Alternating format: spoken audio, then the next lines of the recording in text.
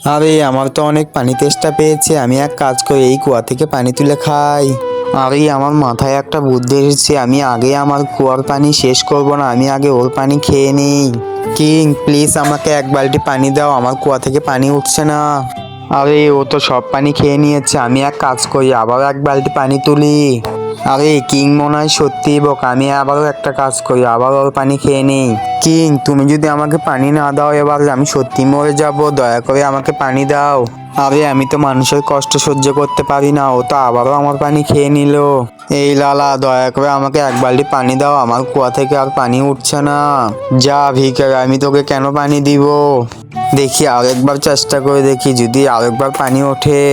আরে বা এটা আমি কি দেখতাছি, এখানে তো সব সোনা মুক্তা রাখা আছে।